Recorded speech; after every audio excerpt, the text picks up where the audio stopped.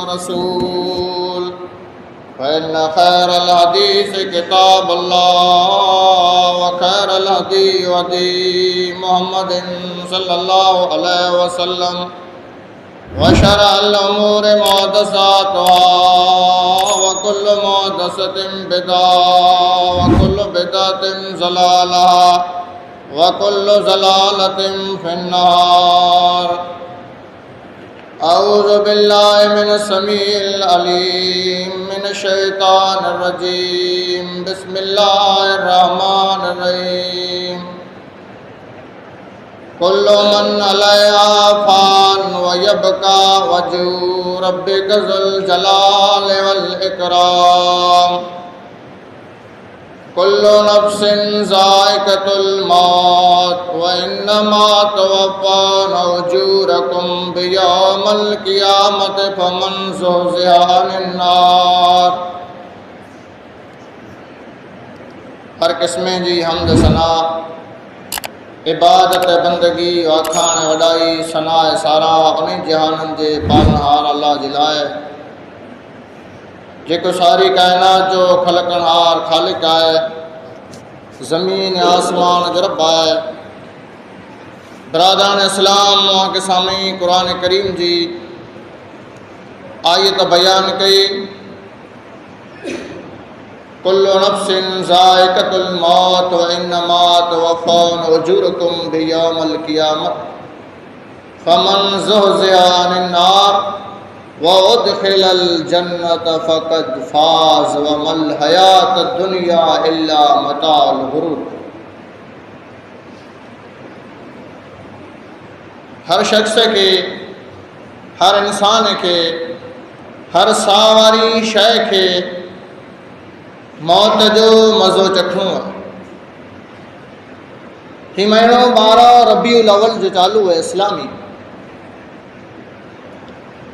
जंहिंजी तारीख़ गुज़री हुई है। अल्लाह के रसूल सल्लल्लाहु अलैहि वसल्लम जो 12 रबीउल अव्वल 12 तारीख़ जो रबीउल अव्वल जे महीने में वफ़ात थी। कई पंहिंजा मुसलमान भाउ इन 12 रबीउल अव्वल इन रबीउल अव्वल जी 12 तारीख़ जो जश्न मनाई था, जंजियूं लॻाई था, देगूं पचाई था। अॼु इन 12 रबीउल अव्वल जे ॾींहं जो आख़िर आउं चवंदुसि कि अल्लाह जा रसूल सल्लल्लाहु अलैहि वसल्लम जे सहाबा इकराम मथे टाइम कहिड़ो आहे। कुल्लु मन अलैहा फान व यबका वजहु रब्बिका ज़ुल जलाल वल इकराम। अल्लाह फरमाए, ऐ मुंहिंजा नबी, इन ज़मीन मथे जेकी वस्तु तूं ॾिसें थो, जेकी शइ इन ज़मीन मथे ॾिसें थो, इहा सारी फना थी वेंदी, फना जे घाट उतरी वेंदी। व यबका वजहु रब्बिका ज़ुल जलाल वल इकराम। ऐ मुंहिंजा नबी, मूं अल्लाह आलिमुल गैब जी ज़ात हमेशह का आहे, हमेशह बाक़ी रहंदी, कॾहिं फना की न थींदी। भई सारी शइ ज़मीन मथे ॾिसें थो, मड़े फना थी वेंदी। कुल्लु नफ्सिन ज़ाइक़तुल मौत। हर शइ खे, हर चीज़ खे, हर वस्तु खे, सावरी हर चीज़ खे मौत अचींदो। कोई मौत नूं बची की न सघंदो। ऐं पैगंबर तोनूं आगड़ जेको नबी असां ज़मीन मथे हलाया हुआ, उन्हीं मथे मौत आयो, उन्हीं मथे मौत हमलो कई। मौत कंहिंखे छॾींदो की न। अल्लाह जा रसूल सल्लल्लाहु अलैहि वसल्लम पिंड जी वफ़ात नूं आगड़ चंद ॾींहं पहला सहाबा इकराम खे इहा आई सुणाया। अल यौम अकमलतु लकुम दीनकुम व अतममतु अलैकुम नेमती व रज़ीतु लकुमुल इस्लाम दीन। सहाबा इकराम सामा वेठा हुआ। अल्लाह जे रसूल सल्लल्लाहु अलैहि वसल्लम फरमायो, अल यौम अकमलतु लकुम दीनकुम व अतममतु अलैकुम नेमती व रज़ीतु लकुमुल इस्लाम दीना। ऐ मुंहिंजा साबियो, अॼु अल्लाह जो दीन इस्लाम मूं आ मथे पूरो नाफ़िज़ करे छॾियो। अरे मुंहिंजा साहबा, अॼु इस्लाम अल्लाह जो दीन आ मथे पूरो नाज़िल थी वियो। हाणे इस्लाम अल्लाह जो दीन आ ते नाज़िल कीन थींदो। अल्लाह के सामू चए मुझा परवरदिगार आलम तू है शायद गवाह रो साहबा इकराम शायद गवाही अल यौम अकमलतु लकुम दीनकुम अज इस्लाम नाफिज करे छॾियो अज मूं इस्लाम पूरे जो पूरो कौम के सुणाए छॾियो पूरे जो पूरो नाज़िल थी वियो। साहबा इकराम खुशी मनाइण लॻा। हज़रत बिलाल के साहबा इकराम खुशियों न है बिलाल इस्लाम अला तो दुख ॾिठे ऐं बिलाल इस्लाम अला करे तो तकलीफ़ूं ॾिठे ऐं बिलाल इस्लाम अल्लाह जे दीन में अचण ला करे कई तो तकलीफ़ूं भोगे ऐं इस्लाम ऐं बिलाल अॼु इस्लाम नाफ़िज़ थी वियो इस्लाम पूरो पा मथे नाज़िल थी वियो अॼु ख़ुशीअ जो ॾींहुं आहे। बिलाल हज़रत उमर एक ॿिए खे ख़ुश आमदीद साहबा इकराम बयान कई था। हिकिड़ी खूण में वेठल बुढड़ो अबू बकर सिद्दीक़ ज़ारो पता रुअण लॻो। हज़रत उमर चए अबू बकर ऐं कुला रुओ था अॼु त ख़ुशी मनाइण जो ॾींहुं आहे इस्लाम अल्लाह जो दीन पा मथे पूरो पूरो नाज़िल थी वियो। तॾहिं अखी मुंहिंजा लुड़के किराईंदे चए त ऐं उमर जॾहिं इस्लाम अल्लाह जो दीन नाफ़िज़ थी वञे जॾहिं इस्लाम अल्लाह जो दीन पूरो पूरो नाज़िल थी वञे तॾहिं अल्लाह जे रसूल सल्लल्लाहु अलैहि वसल्लम जी ज़मीन मथे कोई ज़रूरत न थी वे मूंखे लॻे थो अन क़रीब ओॾो अल्लाह जे रसूल सल्लल्लाहु अलैहि वसल्लम पाण वटि अलविदा थी वेंदा। मूंखे अल्लाह जे रसूल सल्लल्लाहु अलैहि वसल्लम जो मौत यादि अची वई। अल्लाह जा रसूल सल्लल्लाहु अलैहि वसल्लम हजतुल वदा ते विया हज करण साहबा इकराम जी जमात भीड़ी हुई तॾहिं अल्लाह जे रसूल सल्लल्लाहु अलैहि वसल्लम चए हजतुल वदा वारे ॾींहुं ताए मुंहिंजा साबियो अॼु आखे हज जी तालीम मूं वटि गिनणी वे मसला पुछणा हुआ त पुछी लाहियो थी सघे थो आईंदा वरिया में आऊं हज ते न अची सघां। अल्लाह जो रसूल सल्लल्लाहु अलैहि वसल्लम औद जे शहीदनि जी जनाज़ नमाज़ पढ़ियल वियो। साहबा इकराम से अल्लाह जे रसूल सल्लल्लाहु अलैहि वसल्लम शहीदनि जी जनाज़े जी नमाज़ ईअं पढ़ाए असांखे ईअं थियो त अल्लाह जा रसूल सल्लल्लाहु अलैहि वसल्लम मुर्दे खे त अलविदा कई था पण लॻे ईअं थो असां ज़िंदे खे पण अल्लाह जा रसूल सल्लल्लाहु अलैहि वसल्लम अॼु अलविदा करे रवाना थींदा। मुआज़ बिन जबल खे अल्लाह जे रसूल सल्लल्लाहु अलैहि वसल्लम मदीने में जा छॾण जो ॿार यमन जे इलाइक़े में रवानो कयईं मुआज़ बिन जबल खे। मुआज़ बिन जबल कहिड़ो अल्लाह जे रसूल सल्लल्लाहु अलैहि वसल्लम जो साथी अल्लाह जे रसूल सल्लल्लाहु अलैहि वसल्लम जो यार अल्लाह जे रसूल जो दोस्त मुआज़ बिन जबल जंहिंजे बारे में अल्लाह जे रसूल सल्लल्लाहु अलैहि वसल्लम फरमायो ही मुआज़ बिन जबल जेको रहियो ई मूंखे वधारे में वधारे प्यारो आहे। वञे पिया ॿ ॼणा ॻाल्हियूं कईंदा अल्लाह जे रसूल सल्लल्लाहु अलैहि वसल्लम चए ऐं मुआज़ बिन जबल ऐं उठ मथे चढ़ो ऐं उठ मथे सवार थियो ऐं ॾिसां खे अल्लाह जा रसूल सल्लल्लाहु अलैहि वसल्लम ऐं उठ मथे सवार थिया ऐं उठ पाढ़ियो अल्लाह जे रसूल सल्लल्लाहु अलैहि वसल्लम ऐं उठ मथे सवार थियो ऐं न थिया सवार अल्लाह जे रसूल चए ना मुआज़ बिन जबल ऐं उठ मथे सवार थियो ऐं दीन जे आलिम खे ऐं दीन जे दाईअ खे उठ मथे सवार थींदे ॾिसां ऐं मुआज़ बिन जबल ऐं राज़ी थिया ऐं उठ मथे सवार थियो मुआज़ बिन जबल उठ मथे चढ़िया अल्लाह जे रसूल सल्लल्लाहु अलैहि वसल्लम वञे पिया मदीने में जा अलविदा करण रवानो करण वञे था। मुआज़ बिन जबल यमन जे इलाइक़े साम्हूं हुयो ते ॻाल्हियूं कईंदा चए पिया पिंड में अल्लाह जे रसूल सल्लल्लाहु अलैहि वसल्लम हिते पिंड जे मौत जो ज़िक्र कयो। अल्लाह जे रसूल जॾहिं मुआज़ खे अलविदा कयईं तॾहिं चए त ऐं मुआज़ बिन जबल काश हाणे तूं पाछो वरी अचें तर मूं मोहम्मद सल्लल्लाहु अलैहि वसल्लम खे हिन मदीने में न ॾिसें। ऐं मुआज़ बिन जबल मूंखे लॻे थो जॾहिं तूं पाछो यमन जे इलाइक़े में जा वरनि तॾहिं हिन का मोहम्मद सल्लल्लाहु अलैहि वसल्लम जी मस्जिद ॾिसनि हिन का मोहम्मद सल्लल्लाहु अलैहि वसल्लम जी क़बर ॾिसनि। मुआज़ बिन जबल उठ मथा लहे था अल्लाह जे रसूल सल्लल्लाहु अलैहि वसल्लम खे भाकर विझी रोए था ऐं मुंहिंजा आका उम्मो का व अबी का मुंहिंजो माउ पीउ तो मथां क़ुर्बान थी ऐं अल्लाह जे रसूल सल्लल्लाहु अलैहि वसल्लम अहिड़ियूं ॻाल्हियूं कुला कयो था चाहे मुआज़ बिन जबल मूंखे ईअं लॻे थो ऐं वापसि वरंदा तॾहिं हिन का मुंहिंजी मस्जिद ॾिसंदा न का मूं मोहम्मद सल्लल्लाहु अलैहि वसल्लम जी क़बर ॾिसंदा। अम्मा आयशा च अल्लाह जा रसूल सल्लल्लाहु अलैहि वसल्लम हिकिड़े जनाज़ो विया पढ़ाइण, जनाज़ो पढ़ाए वरिया अल्लाह जा रसूल सल्लल्लाहु अलैहि वसल्लम तॾहिं चयो त मुंहिंजे मथे में सूर पए थो, मुंहिंजो मथो ॾुखे थो आयशा, मूंखे ॿरो अचे थो, मुंहिंजी तबियत फिटी वई। अल्लाह जा रसूल सल्लल्लाहु अलैहि वसल्लम खे ये बीमारी चालू थी मथे जी। अल्लाह जे नबी खे ॿरे जी बीमारी चालू थी। अल्लाह जो रसूल सल्लल्लाहु अलैहि वसल्लम जा आखिरी हालात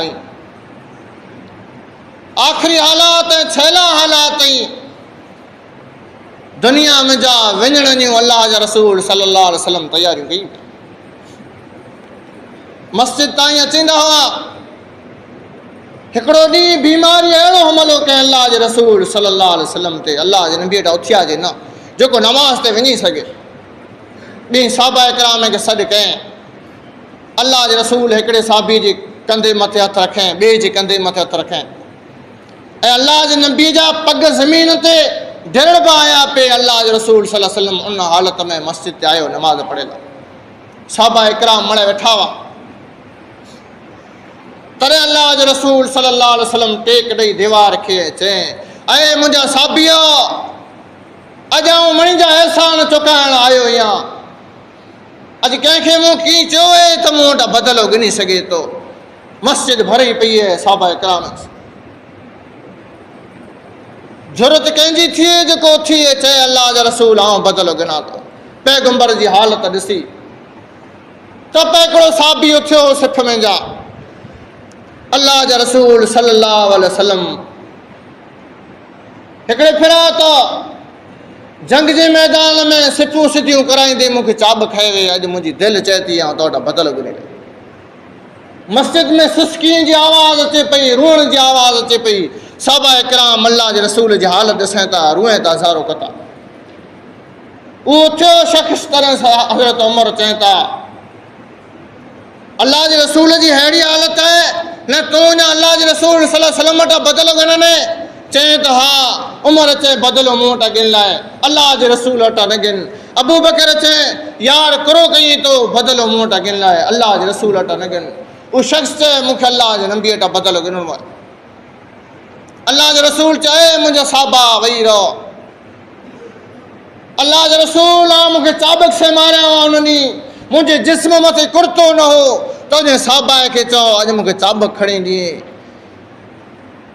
रोंदो रोंदो साहबी उथियो, चाबक खणे ला, उनखे चाबक ॾे थो। अल्लाह जे रसूल सल्लल्लाहु अलैहि वसल्लम मुंहिंजे जिस्म ते कुर्तो आहे, कुर्तो लायो। मूंखे जिन ॾींहुं चाबक खयां हुआ उन ॾींहुं मुंहिंजे जिस्म ते कुर्तो न हो। अल्लाह जे रसूल सल्लल्लाहु अलैहि वसल्लम पंहिंजो जिस्म तां कुर्तो लाहीं था ऐं साहबा इकराम नज़रूं हेठि झुकाईं था।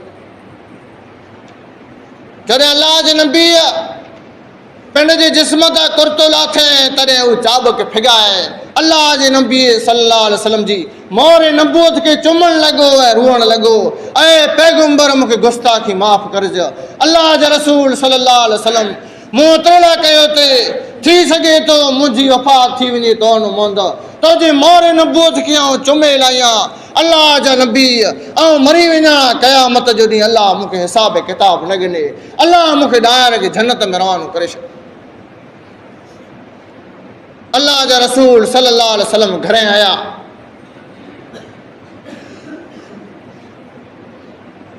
अल्लाह जे नबी जी बीमारी वधी। होॾा वरी नमाज जो टाइम थियो। अल्लाह जे रसूल सल्लल्लाहु अलैहि वसल्लम विया। साहबा इकराम जी नज़र अल्लाह जे नबी जे हुजरे साम्हूं हुई त नमाज जो टाइम थी। अल्लाह जे रसूल नमाज पढ़ाई। अल्लाह जे रसूल सल्लल्लाहु अलैहि वसल्लम के बिलाल चए अल्लाह जे नबी जमात जो टाइम थी रहियो आहे। साहबा इकराम आंजे इंतज़ार में। अल्लाह जे रसूल सल्लल्लाहु अलैहि वसल्लम मसो कयईं था तॾहिं बेहोश थी वञनि था। एतिरो जिस्म कमज़ोर थी वियो जे गशी अची वञे थी। अल्लाह जे नबी खे छणी पवनि था। वरी अल्लाह जे नबी खे होश अचे थो तॾहिं चए त करो नमाज़। साहबा इकराम पढ़ी लाथो। चए न अल्लाह जा रसूल जमात जो टाइम थी रहियो, जमात तव्हांजी वाट ङारे पई। अल्लाह जा नबी ॿिए वारे मसो सारीं था। पैगंबर वरी गसी अची वञे थी वरी किरी पइनि था। ई रबीउल अव्वल जो महीनो 12 तारीख़ हुई, अल्लाह जे रसूल सल्लल्लाहु अलैहि वसल्लम खे गसी अची वञे थी। ॿिए वारे वरी होश अचे थो, वरी उथी था करो साहबा किराम में नमाज़ पढ़ी लाथो, चए न अल्लाह जा नबी साहबा किराम मुंहिंजे इंतज़ार में आई। अल्लाह जा नबी टे वारे जॾहिं मसो कई था तॾहिं वरी गशी अची वञे थी, होश अचे थो, तॾहिं चए था ऐ आयशा मुरू अबा बकरिन फलियुसल्ली फिन्नास, मुरू अबा बकरिन फलियुसल्ली फिन्नास। ऐ आयशा वञ तो जे पे अबू बकर खे चओ निमाज़ पढ़ाए जमात खे, मुंहिंजे जिस्म में हिम्मत न आई निमाज़ पढ़ाए सघां। अम्मा आयशा चए थी अल्लाह जे रसूल सल्लल्लाहु अलैहि वसल्लम आजो मुसलो मुंहिंजो पे अबू बकर ख़ाली ॾिसंदा तॾहिं नमाज़ कीन पढ़ाए सघंदा। कुला ॾुख न सुख जो साथी हो, अल्लाह जे नबी सल्लल्लाहु अलैहि वसल्लम जो यार हो, दोस्त हो ऐं अल्लाह जे नबी जो सहुरो हो, हर मुश्किलात जो साथी हो अबू बकर सिद्दीक़। चए अल्लाह जे रसूल मुंहिंजो पे जो मुसलो ख़ाली ॾिसंदा मुसले जो बि कीन सघंदा, ऐं अबू बकर खे चओ नमाज़ पढ़ाए। मुंहिंजो पैगंबर चए थो मुरू अबा बकरिन फलियुसल्ली फिन्नास। ऐं आयशा अबू बकर खे चओ नमाज़ पढ़ाए। तॾहिं अम्मा आयशा चए थी बीबी अफ़सा खे, ऐं अफ़सा अल्लाह जे रसूल खे चओ त तुंहिंजो पे उमर नमाज़ पढ़ाए। बीबी अफ़सा चए थी अल्लाह जे रसूल सल्लल्लाहु अलैहि वसल्लम मुंहिंजे पे उमर खे चओ नमाज़ पढ़ाए। अल्लाह जे रसूल नज़र मथे खएं, चए त ऐ आयशा ऐं मिस्र वारी औरत वारे जी ॻाल्हि कयो पियूं, आऊं चवां पियो मुरू अबा बकरिन फलियुसल्ली फिन्नास। ई मूं मोहम्मद सल्लल्लाहु अलैहि वसल्लम जी ज़बान जा अल्फाज़ न आहिनि, आसमान जे रब चए मुरू अबा बकरिन फलियुसल्ली फिन्नास। ऐ पैगंबर तुंहिंजे मसले ते तो पुठियां जेको बि सघे थो सईदना अबू बकर सिद्दीक़ है जेको तुंहिंजो मसले तो बि सही।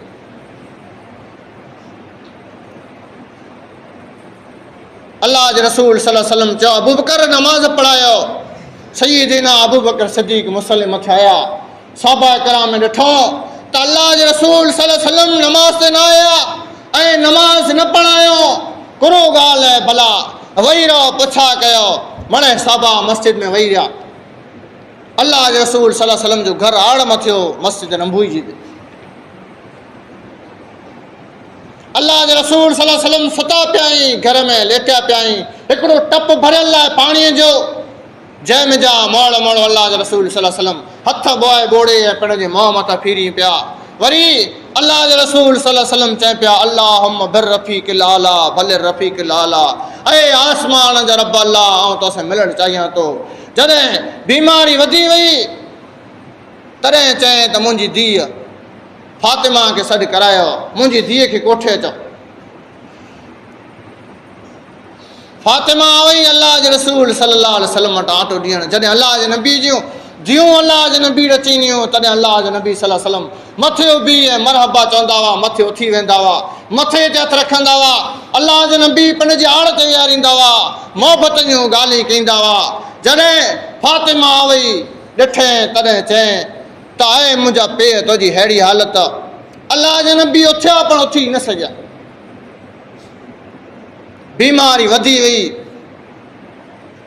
धीअ ई पंहिंजी हालत ॾिठे सहन न थई, रुनी तैर चए ऐं मुंहिंजा पुत्र रूह न। बीमारी वधई अल्लाह जे रसूल सल्लल्लाहु अलैहि वसल्लम खे। अल्लाह जे नबी पढ़े ला इलाहा इन्ना लिल मौत सकरात, ला इलाहा इन्ना लिल मौत सकरात। ऐ आयशा सकरात जी शक्ति बेशक खतरनाक है। ऐ आयशा मौत जी कड़वाहट बेशक खतरनाक है, सकरात जी शक्ति वधारे है। ला इलाहा इन्ना लिल मौत सकरात। अल्लाह जे रसूल सल्लल्लाहु अलैहि वसल्लम मोड़ मोड़ ही पढ़ंदो रहियो। सहाबा किराम अल्लाह जे नबी जे घर साम्हूं ञाणी पिया जे कहिड़ो पैगाम अचे थो। अल्लाह जे रसूल सल्लल्लाहु अलैहि वसल्लम सहाबा किराम दिली में दुआऊं घुरनि पिया, अल्लाह मोहम्मद सल्लल्लाहु अलैहि वसल्लम खे शिफ़ा ॾे। हुॾा मलकुल मौत अल्लाह जे रसूल सल्लल्लाहु अलैहि वसल्लम जे घर खे आटा ॾे पियो।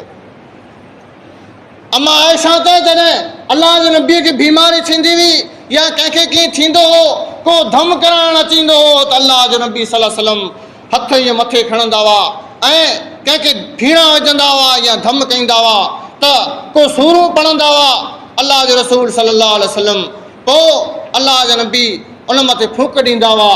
मूं ॾिठो अलाह जे नबी सल्लल्लाहु अलैहि वसल्लम जी बीमारी वधी वई। अलाह जा नबी पिण जे मुंहुं मथां पाणी में हथ पुसाए मुंहुं मथां फिरी पिया। तॾहिं मूं हथ मथे खया, अज़हिबिल बास रब्बन्नास वशफि अंत शाफी, ऐ आसमान जा रब अल्लाह मुंहिंजे मोहम्मद खे शिफ़ा अता फरमाए, ऐ परवरदिगार आलम मुंहिंजे मोहम्मद खे शिफ़ा अता फरमाए। अम्मा आयशा चए मूं हथ मथे कया ऐं दुआ पढ़ियां अल्लाह जे रसूल सल्लल्लाहु अलैहि वसल्लम जा हथ मुंहिंजे हथ में। अल्लाह जे नबीअ चए ऐ आयशा दुआ वारो वक़्तु पूरो थी वियो, ऐ आयशा दुआ वारो टाइम पूरो थी वियो। अल्लाहुम्मा बिर्रफ़ीक़िल आला बल रफ़ीक़िल आला, ऐं आसमान जे रब सां मिलणु चाहियां थो, ऐं आसमान जे रब सां मुलाक़ात करणु चाहियां थो। घर जो दरवाज़ो खटकियो, लगा हो तो वीडियो को लाइक मलकुल करिएगा और मौत चैनल को जिब्रील सब्सक्राइब अमीन करिएगा। उबावत तो इंशाल्लाह अल्लाह फिर जो मुलाकात रसूल होगी। सल्लल्लाहु दुआ अलैहि में वसल्लम याद कॾहिं रखिएगा। इजाज़त ॾे अस्सलामु त अलैकुम मौत जे मलाइके खे इजाज़त ॾियां। बीबी फातिमा वेठी हुई अल्लाह जे नबी जी धीअ, चए त ऐं पिया ॿार कोड़ो अहिड़ाबी माण्हू आहे जेको तो वटि हांटो ॾियण लाइ अचे थो, पण असीं वेठियूं आहियूं एतिरे ॿार उभो आहे, घर जो दरवाज़ो खुड़कुड़ाए पियो ऐं मुंहिंजा अचे नथो। अल्लाह जे रसूल सल्लल्लाहु अलैहि वसल्लम आड़ ते विहारे चई ऐं मुंहिंजा बच्चा ई कोई अहिड़ाबी माण्हू न आहे, ई जिब्रील अमीन आहे, अल्लाह जो हुकुम खणी आयो आहे त पैगंबर मलकुल मौत ॿार उभो आहे, तूं इजाज़त ॾिए तां हुकुम ॾियां अचे तुंहिंजो रूह परवाज़ करे। ऐं मुंहिंजी धीअ ई अॼु वेटा तोखे यतीम बणाए वेंदो, ई कोई अहिड़ाबी माण्हू न आहे, ई उहो आहे जेको माए वटां मासूम बचे खे खणी रवानो थी वञे थो, ई उहो आहे जेको माउ पीउ वटां जवान औलाद खे खणी रवानो थी वञे थो। जिब्रील अमीन चवनि त अल्लाह जा रसूल सल्लल्लाहु अलैहि वसल्लम जे इजाज़त ॾियो त ॿार मलकुल मौत उबाई। अल्लाह जे नबी सल्लल्लाहु अलैहि वसल्लम जॾहिं चए त हीअ मलकुल मौत आहे, तॾहिं ज़ारो कतार रुनी चए त ऐं मुंहिंजी धीअ रूह न, क़यामत जे ॾींहुं मिणी औरत में जा, जेकॾहिं पहली जन्नत जी सरदार औरत में जा हुनी त तूं हुनी, ऐं पहली तुंहिंजी मुलाक़ात थींदी मूं सां। बीबी फातिमा खिलई ऐं मलकुल मौत आयो, अल्लाह जो रसूल सल्लल्लाहु अलैहि वसल्लम जो रूह परवाज़ थी। अल्लाह जा नबी हिन दुनिया में जा वेंदा रहिया, वफ़ात करे विया। अम्मा आयशा हुजरे जी बारी खोले, दरी खोले, मुंहिंजा साहबा इकराम सिसकी से रुए पिया, रुअण जो आवाज़ अचे पियो। तॾहिं जॾहिं बारी खोले चए त ऐं मुंहिंजे नबीअ जा साबियो मां त नबीयो, ऐं मुंहिंजे नबीअ जा साबियो अॼु आंजो नबी वफ़ात करे वियो, अॼु आंजो नबी वफ़ात करे वियो। तॾहिं साहबा इकराम ज़ारो कतार रुअण लॻा। सईदना अबू बकर सिद्दीक़ रस्ते बि आयो पे, को रस्ते बि बचो या माण्हू वियो पे, किरंदो किरंदो वियो पे। तॾहिं चए त तोखे कुरो थियो, चए ख़बर न आहे अॼु इमामुल अंबिया जनाब मोहम्मद रसूलुल्लाह सल्लल्लाहु अलैहि वसल्लम वफ़ात करे विया। अबू बकर सिद्दीक़ दौड़ंदा चए पिया ॿुढड़ो आहे, वॾी उमिरि जो आहे। जॾहिं पिंड जे दोस्त जी ख़बर पई, जॾहिं पिंड जे यार जी ख़बर पई, जॾहिं पिंड जे जमाई जी ख़बर पई जी वफ़ात करे वियो आहे, तॾहिं दौड़ंदा दौड़ंदा चए पिया अल्लाह जे रसूल जो जनाज़ो अम्मा आयशा जे हुजरे में पियो आहे, अल्लाह जे रसूल जी मैयत मथां चादर विधी पई आहे। अचनि था अल्लाह जे रसूल जे मुंहं मथां चादर लाई था ऐं पेशानीअ मथे बोसो ॾिए था। चए त ऐं मुंहिंजा पैगंबर अल्लाह जी कसम तो मथे हिकिड़े वारे मौत अची वई, ॿिए वारे मौत कीन अचंदी। तॾहिं साहबा इकराम में चयो अबू बकर अल्लाह जे नबी त मौत थी वई, पण हज़रत उमर मञे नथा। तरार मियान में जा खणी फिरे पिया, उमर जा होश उॾी विया ऐं उमर चए था त जंहिं चयो अल्लाह जे रसूल सल्लल्लाहु अलैहि वसल्लम जी वफ़ात थी वई आहे, उन जो सर कलम करे विझंदुसि, उनखे मारे विझंदुसि। हेॾा अल्लाह जे रसूल जो जनाज़ो पियो आहे, हेॾा उमर तरार से फिरे पियो। ख़बरदार केरु चए कुला त अहिड़े दोस्त अहिड़े यार जो सदमो सहन नथी माण्हू। उमर जो जमाई अल्लाह जे रसूल सल्लल्लाहु अलैहि वसल्लम ऐं दोस्तो यारो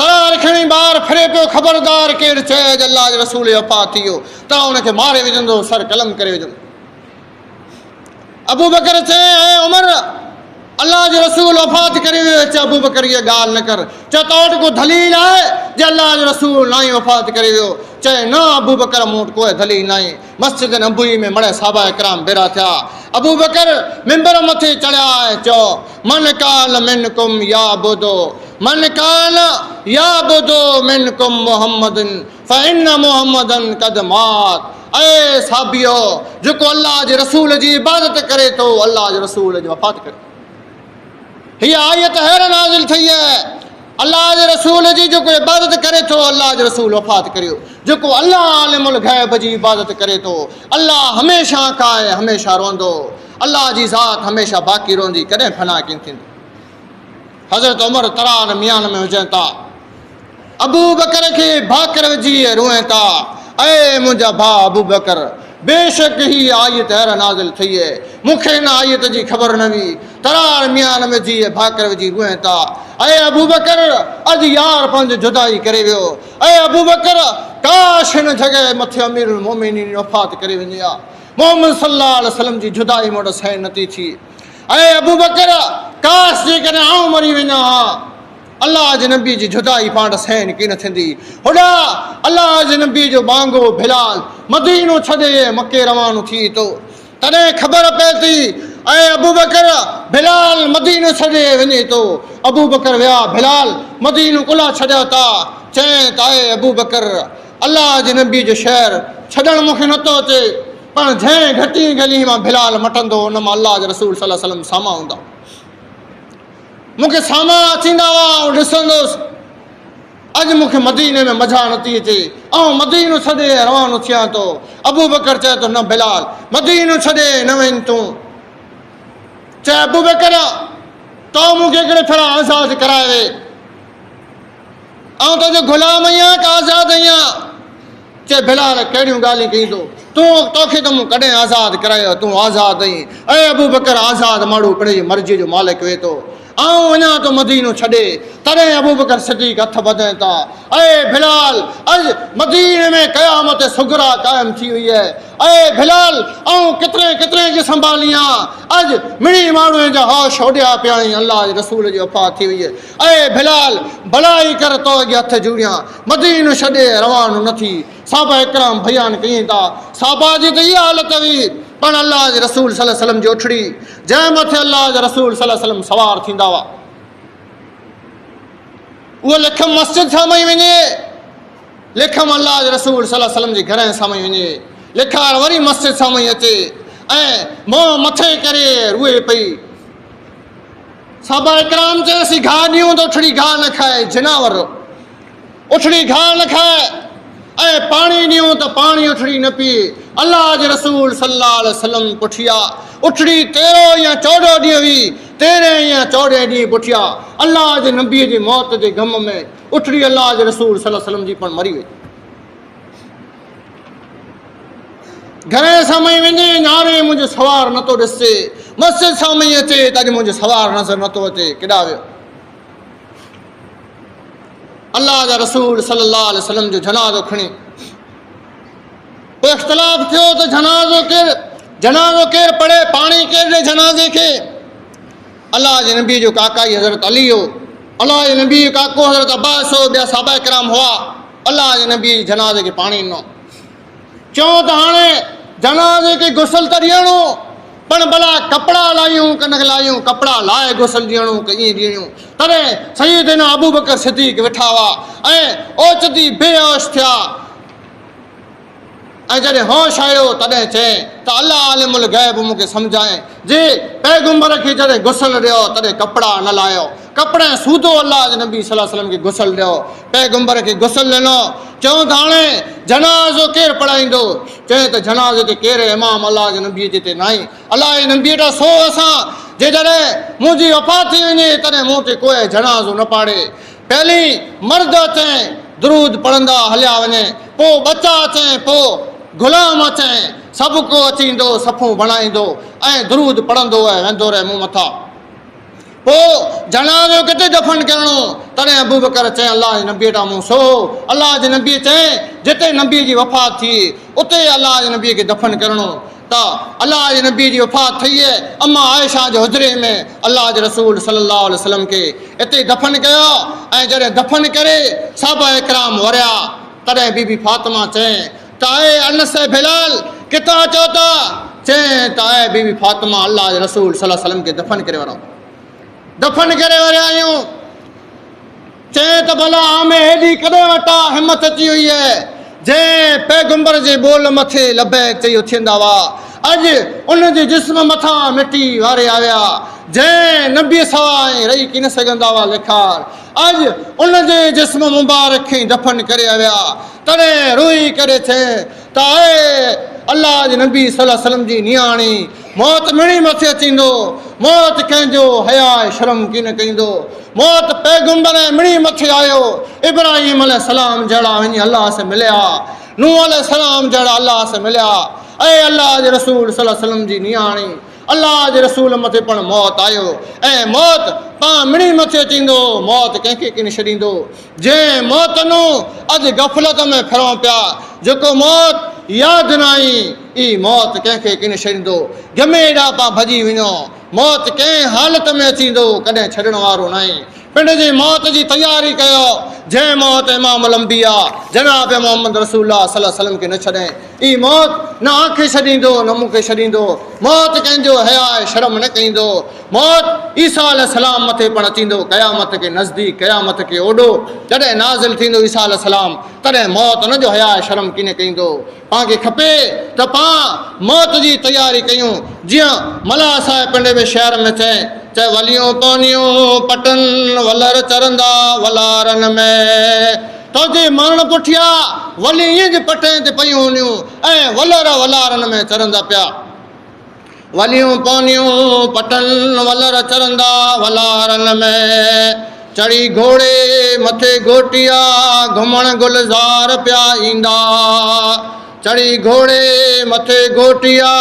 घुमण गुलज़ार पिया ईंदा असीं बूह हेठि हूंदासीं मथां हज़ारूं पिया हलंदा अॼु वञे थो न क़बरूं न्यारेला हुन जे मथां औरांगे हुन जी क़बर मथां औरांगे ही हू रखियल आहे ही हिते हू रखियल आहे क़बरूं न्यारी पियो चए असीं बूह हेठि हूंदासीं मथां हज़ारूं पिया हलंदा कॾहिं का क़बर जा मोह पाप ॾिसंदा ऐं पाण मथां हज़ारूं पिया हलंदा वरी ॿई जॻह मथे चए विया तुंहिंजा माइट मरी तंहिंखां पुछ तूं ख़बर खरी विया तुंहिंजा माइट मरी तंहिंखां पुछ तूं को ख़बर खरी वरंदी न मिलंदी तोखे वरी वरंदी न मिलंदी तोखे वरी हीअ जाइ को ॾे जवाब पंहिंजा जंहिंजा माइट मरी विया आहे पुछियो भला हुनजी कहिड़ी हालत कोई वरंदी की न मिलंदी कोई आंखे उतां पैगाम की न थींदो जे असीं किन हालत में आहियूं किन हाल में न आहियूं पिण जी ज़िंदगीअ खे सुधारियो पिण जे हालातनि खे सुधारियो अलाह अॻियां पिण जे गुनाह जी माफ़ी घुरो पामणी जो ठिकाणो आख़िरकार क़बर आहे पामणी जो ठिकाणो आख़िरकार मुक़ाम आहे हर के इंसान खे मौत जो मज़ो चखणो आहे हर को इंसान हीअ दुनिया फानी छॾे ऐं रवानो थी वेंदो हिन दुनिया में जा जंहिं जेकी कमायो हूंदो चङा अमल कमाया हूंदा ख़ासा अमल कमाया हूंदा ई हिनखे उते कमु अचींदो ई ज़मीनूं उते पयूं वञूं खेत्र हिते पिया हूंदा ई मिल्कतूं ई दौलतूं ई पैसो मणे हिते पियो हूंदो हिकिड़ो ॾींहुं हितां 4 कुले जो मोहताज थीने 4 कंधे जो मोहताज थी माण्हू जे कुले मथे क़ब्रस्तान में वञे अॼु तुंहिंजो ज़मीर इजाज़त नथो ॾे तूं निमाज़ पढ़े पण जंडाणे अखि पुराणी जोर मस तोखे इमाम अॻियां खणी ऐं वेंझारे संजारे गुसल ॾेई कॾहिं जमू साबित न हूंदो त पण तो मथे निमाज़ पढ़णी पवंदी तैनूं अॻियां निमाज़ जी तयारी कर तो मथे जनाज़े जी निमाज़ पढ़ाजे तैनूं मुंद तूं निमाज़ी बण तो मथे जनाज़ो पढ़ाजे तैनूं मुंद तूं मस्जिद में अची मुंहुं ॾेखार अलाह अॻियां पिण जी गुनाह जी माफ़ी घुर कुला त हिन दुनिया में जा अलविदा थी ऐं वञिणो आहे ॿई जॻह मथे चए त हिकिड़ो रुए ॿियो त चए ॾे ॾाढा ॾक ॾियां हिकिड़ो रुए ॿियो त चए ॾे ॾाढा ॾक ॾियां क़बर में खेंदा पोइ कारा कीअं हिकिड़ो वेठो आहे वेठा ई मणे क़बर खुदी पिया मिटी वारी पिया हिकिड़ो त रुए जंहिंजो अज़ीज़ क़रीब आहे उहो रुए पियो हिकिड़ो त रुए ॿियो त चए ॾे ॾाढा ॾक ॾियां ॿियो चए जल्दी कयो झपाटी कयो हू थकी पियो हुए हुन टा कोडार गिनो हू थकी पियो हुए हुन टा कोडार गिनो झपाटे दफ़न कयो हिकिड़ो त रुए ॿियो त चए ॾे ॾाढा ॾक ॾियां पोइ क़बर में त खेंदा कारा कीअं अमल खां हूंदा दुनिया में अमल बनायूं न त कीअं न थींदो जे अमल खां न हूंदा त क़बर में कारा कीअं खेंदा जेको क़बर सपनि जो घरु आहे जेकॾहिं बेनिमाज़ी आहे ताला आलिमुल ग़ैब फरमाए 99 सपनि मथे क़बर में अमलो कंदा आख़िर जो त मामलो वञे जंहिं ॾींहुं थींदो तंहिं ॾींहुं पण क़बर में 99 सपनि मथे अमलो कंदा मुंहिंजी अलाह वटां दुआ आहे ऐं परवरदिगार आलम जेकी मरी विया आहिनि उन क़बरनि खे बेश्त जो बाग़ बणाए ऐं मौला करीम जेकी मरी विया उन क़बरनि खे नूर जो उन क़बरनि खे नूर से भर ऐं परवरदिगार आलम जेकी बीमार आहिनि उनखे जल्द शिफ़ा अता फरमा अल्लाह करीम असांखे आख़िर जी तैयारी करण जी तौफ़ीक़ अता फरमा आमीन सुम्मा आमीन वाखिर अच्छा लगा हो तो वीडियो को लाइक करिएगा और चैनल को सब्सक्राइब करिएगा। तो इंशाल्लाह फिर मुलाकात होगी, दुआ में याद रखिएगा। अस्सलामु अलैकुम व रहमतुल्लाहि व बरकातहू।